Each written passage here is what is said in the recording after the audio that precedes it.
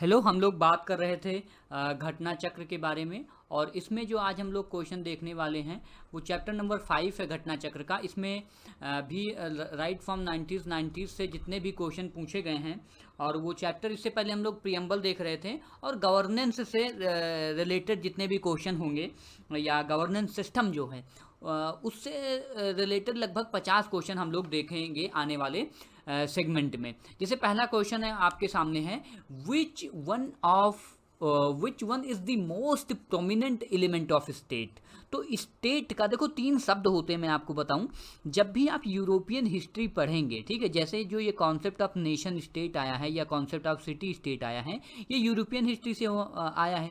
आपको पता है सबसे पहले फ्रेंच रेवोल्यूशन ही हुआ था, वहीं से जनरली इक्वालिटी, फ्रेटर्निटी और ये सब बातें उठती हैं। फिर कई सारे और देश प्रभावित होते हैं।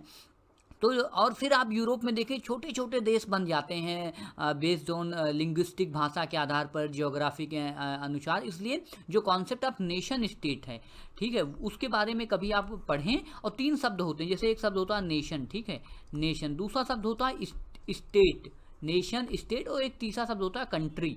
इसमें तीनों में बहुत बड़े बड़े डिफरेंसेस हैं। जनरली हम इसको साइमल्टेनियसली यूज़ कर लेते हैं, बट ऐसा होना नहीं चाहिए। नेशन देखो क्या है, नेशन से ही एक शब्द बनता है नेशनलिज्म, जो काफ़ी ज़्यादा न्यूज़ में रहता है in context of Indian contemporary type, present time की बात करें तो हम लोग। अब नेशन क्या होता है, एक तरह का इमोशन होता है। ये इमोशन होता है, ये इंटेंजिबल होता है, जिसको हम देख नहीं सकते हैं। ठीक है, हम अपने देश को प्यार करते हैं, हमें लगता है कि हमारा देश कितना महान है, कितना बड़ा है, कितना तो ये एक नेशनल एक इमोशन होता है, इंटेंजिबल होता है। ठीक है, तो एक इमोशन होता है। आप यहाँ पर बैठे हो तो हो सकता है आपका देश जो है वो पूरी दुनिया में छाया है आपके लिए, तो आपका देश वहाँ तक फैला हुआ है। आपका जो नेशन है वो अमेरिका, यूरोप, साउथ अफ्रीका, कहीं भी हो सकता है। अगर कोई इंडियन आपको वहाँ पर अच्छा कर रहा है तो वहाँ पर भी आपकी फीलिंग होगी। ठीक है, इसी तरह एक स्टेट टर्म है। स्टेट देखो पॉलिटिकल साइंस का टर्म है, ठीक है, स्टेट पॉलिटिकल साइंस का टर्म है। और जो कंट्री है वो ज्योग्राफी का टर्म है। कंट्री जो है ज्योग्राफी का टर्म है, इसलिए जनरली आप जब एंशिएंट हिस्ट्री वगैरह पढ़ते हैं तो जैसे पुराने समय में देश क्या होते थे, कोई लैंड मास है तो यहाँ से नदी बह रही है, फिर इधर पहाड़ है, तो इसके बीच में क्या हो गया, जो लैंड मास है उसको फलाना देश कहेंगे। ऐसे पहले बाउंड्रीज ऐसे बनी होती थी। लेकिन जब से ये स्टेट आया, ठीक है, स्टेट फिर क्या है, स्टेट क्या है, इसीलिए पूछा गया है एलिमेंट ऑफ द स्टेट। अब इसमें देखो, जो वैसे तो अपने कॉन्स्टिट्यूशन की बात करोगे तो आर्टिकल 12, ठीक है, आप इसको पढ़ें लक्ष्मीकांत खोल करके, चैप्टर नंबर फंडामेंटल राइट वाला जो चैप्टर है, सबसे पहले उसमें आर्टिकल 12 के बारे में डिस्कस किया गया है।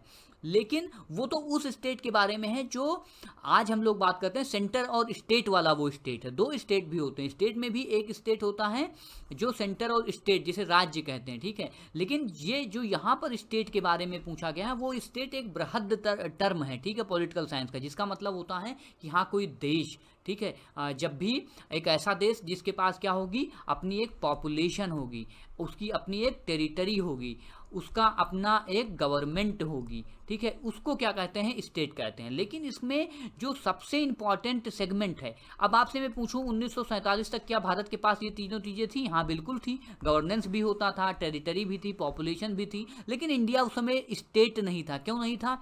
क्योंकि इंडिया के पास एक बहुत इंपॉर्टेंट एलिमेंट नहीं था, उसको कहते हैं sovereignty.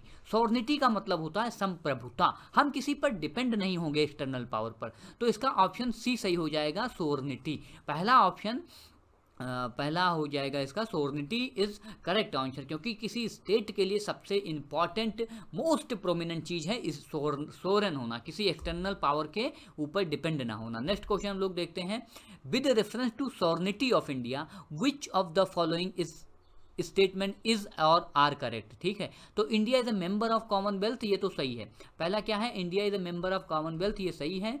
Sovereignty of India is a curtail due to membership of Commonwealth, नहीं ऐसा नहीं है। देखो एक क्वेश्चन हम लोगों ने देखा था, लगभग इसी प्लेलिस्ट में आप विजिट करेंगे, उसमें एक नेहरू जी का स्टेटमेंट था और फिर पूछा गया था ये स्टेटमेंट किसका है।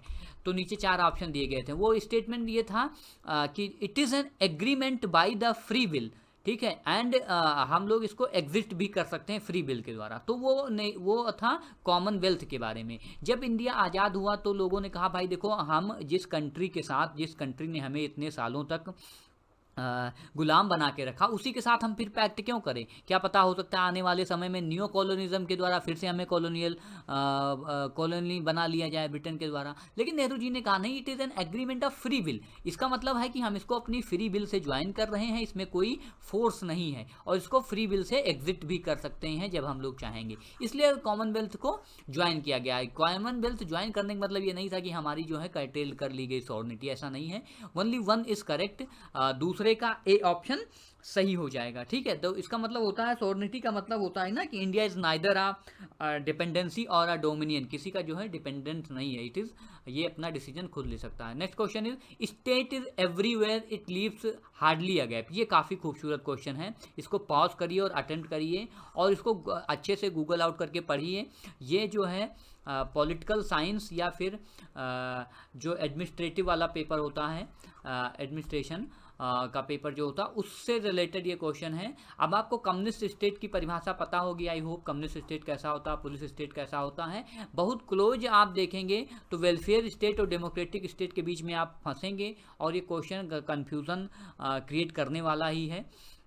The state is everywhere it leaves hardly a gap, इसका मतलब होता है वेलफेयर स्टेट की के अंतर्गत ये आता है। अब अगेन इसका जो डिस्क्रिप्शन है या इस पर डिस्कशन है वो काफ़ी लंबा हो सकता है। ठीक है, state is everywhere it leaves hardly a gap, तो इसको आप इस पर आप पढ़ें अगर आप पॉलिटिकल साइंस के स्टूडेंट हैं।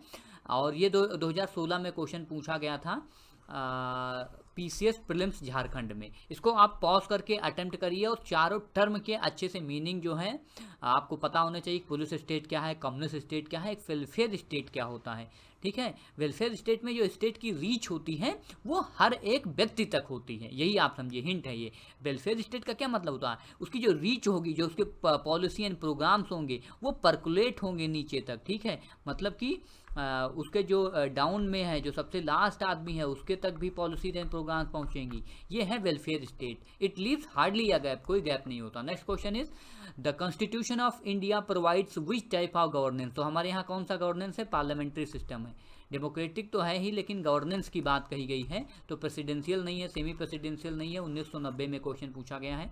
अगला क्वेश्चन है which unitary elements are found in Indian constitution. तो आपको ये याद रखना कि हमारे संविधान में वो कौन कौन से फीचर्स हैं जो यूनिटरी हैं, यूनिटरी हैं, और उसके बाद में कौन कौन से ऐसे फीचर्स हैं जो हमें फेडरल बनाते हैं। वैसे फेडरल शब्द हमारे कॉन्स्टिट्यूशन में लिखा नहीं गया है, लेकिन आपको ये याद रखना है कि फेडरल कुछ ऐसे खासियत है हमारे कॉन्स्टिट्यूशन की जो हमें फेडरल बनाता है। जैसे हमारे यहाँ क्या है, 2 गवर्नमेंट होती है। ठीक है, एक सेंटर में एक स्टेट में। वैसे ही क्या है, डिवीज़न ऑफ पावर है, डिवीज़न ऑफ पावर, ये सारी चीज़ें हैं जो हमें फेडरल बनाती हैं। हमारे यहाँ एक रिटन कॉन्स्टिट्यूशन है, ठीक है, ये भी फेडरल ही बनाती हैं। रिजिडिटी ऑफ कॉन्स्टिट्यूशन है, रिजिडिटी का मतलब ये है कि सेंटर अपने मन मर्जी से जो है कॉन्स्टिट्यूशन को इतनी आसानी से मोल्ड नहीं कर सकता है। इंडिपेंडेंट जुडिशरी है, अपने यहाँ क्या है, इंडिपेंडेंट जुडिशरी है। और उसके बाद में बाई कैमरलिज्म है। बाई कैमरलिज्म का मतलब ये है कि इसमें राज्यसभा का भी एंगल होता है फेडरल में ना, तो राज्यसभा के को भी पावर होती है, तो इसलिए फेडरेशन है। लेकिन जब हम बात करेंगे यूनिटरी के लिए, तो हमारे यहाँ भाई सिंगल कॉन्स्टिट्यूशन है, केवल एक ही कॉन्स्टिट्यूशन है, स्टेट के पास कोई जो है कॉन्स्टिट्यूशन नहीं है। दूसरा क्या है, सिंगल सिटीजनशिप है, ये भी यूनिटरी बायस है। ठीक है, उसके बाद में क्या है, फ्लेक्सिबल भी है। कुछ लोग क्रिटिक कहते हैं कि हमारा संविधान फ्लेक्सिबल है, सेंटर जब चाहता है इसको मोल्ड कर देता है, अमेंड कर देता है। उसके बाद में इंटीग्रेटेड जुडिशियरी है ना, फाइनल डिसीजन सुप्रीम कोर्ट ही लेता है, हाई कोर्ट स्टेट का है, but then having limited power, final में कोई भी पीआईएल कर सकता है, रिट कर सकता है। उसके बाद में अपॉइंटमेंट ऑफ स्टेट गवर्नर, जो गवर्नर का अपॉइंटमेंट करके सेंटर चेक्स एंड बैलेंस रखती है स्टेट पर। तो ये सारे चीज़ें हैं जो हमें क्या बनाती हैं, यूनिटरी बनाती हैं। और ऑल इंडिया सर्विसेज है, ऑल इंडिया सर्विसेज जो आईएएस आईपीएस हैं, ये भी क्या बनाते हैं, यूनिटरी बनाते हैं। इमरजेंसी का प्रोविज़न है, ये भी हमें यूनिटरी बनाता है। ये क्वेश्चन 2017 में छत्तीसगढ़ पीसीएस में पूछा गया, इसको आप पॉज करिए, अटेम्प्ट करिए, बहुत ही आसान क्वेश्चन है अगर आप इसको अटेम्प्ट कर चुके हो तो मैं आपको इसका आंसर बताऊं कि इसका आंसर है डी, आंसर डी होगा अगर आप इसको पॉज करेंगे, केयरफुली एग्जामिन करेंगे। अगले क्वेश्चन पर चलते हैं, question number 6, which of the following characteristics is not true for unitary form of government. Unitary form of government में क्या होता है, आइडियल फॉर लार्ज कंट्रीज, यही है, नॉट ट्रू, ये सही नहीं है। देखो जब यूनिटरी फॉर्म ऑफ गवर्नमेंट होता है वहाँ पे स्विफ्ट डिसीजन होता है, सही बात है, जब भी गवर्नमेंट चाहेगी स्विफ्ट डिसीजन लीजिए। फ्लेक्सिबल भी होता है, फ्लेक्सिबल इसलिए होता है कि गवर्नमेंट जो भी कुछ भी चाहेगी, कोई भी लॉ बनाना चाहेगी, पूरी रात में जो है एक साथ ही बन जाएगा, ठीक है, बहुत ज़्यादा उसमें औपचारिकता नहीं होगी, डिबेट्स नहीं होगी यूनिटरी फॉर्म ऑफ गवर्नमेंट में, ठीक है। ऐसा हर टर्म में नहीं मैं कह रहा हूँ, लेकिन इन एक्सट्रीम केसेस अगर यूनिटरी फॉर्म ऑफ गवर्नमेंट है तो वो चाहे तो मेजॉरिटी से कोई भी लॉ जो है पास करा सकती है। यूनिफॉर्मिटीज ऑफ लॉ ऐसा भी नहीं है, लेकिन आइडियल फॉर लार्ज कंट्रीज ऐसा नहीं होता है। Generally unitary form of government is not true, ऐसा थोड़ी है कि वो जो है लार्ज कंट्रीज़ के लिए आइडियल नहीं होंगी, हो सकती हैं आइडियल, तो इसलिए इसका सी ऑप्शन है, इसको आप पॉज करके अटेम्प्ट कर सकते हैं। 2019 में क्वेश्चन पूछा गया है, हाल ही में ये क्वेश्चन पूछा गया है। Next question is which of the following is not a feature of good governance. Good governance में रेड टैपिज्म नहीं होता, बाकी सारी चीज़ें होती हैं, अकाउंटेबिलिटी, रूल ऑफ लॉ। 2016 में क्वेश्चन, रेड टैपिज्म क्या होता है कि इतनी ज़्यादा जो है आप औपचारिकताएं कर देते हो ना, एक्सेसिव रेगुलेशन जिसे कहते हैं, एक्सेसिव रेगुलेशन कर दो कि आप कोई डिसीजन मेकिंग ही ना हो पाए, कोई डिसीजन कोई ले ही ना पाए, तो it is not a feature of good governance. Next question है which of the following is not a feature of Indian constitution. हमारे यहाँ क्या है, फेडरल गवर्नमेंट है, इंडिपेंडेंट जुडिशरी है, प्रेसिडेंशियल गवर्नमेंट है, नहीं है, पार्लियामेंट्री गवर्नमेंट है, not a feature, presidential government है। और उसके बाद में अगर 8वां क्वेश्चन देखेंगे आप तो इसमें आपको यही दिखेगा, प्रेसिडेंशियल, पार्लियामेंट्री गवर्नमेंट तो है हमारे यहाँ, फेडरल गवर्नमेंट भी है, इंडिपेंडेंट जुडिशरी भी है, ये प्रेसिडेंशियल वाला नहीं है, 2015 को में आया है क्वेश्चन, बी सही हो जाएगा answer. Next question is out of the following statement choose the one brings out the principle underlying the cabinet form of government। देखो ये क्वेश्चन 2017 में पूछा गया था, काफ़ी बहुत महत्वपूर्ण क्वेश्चन है।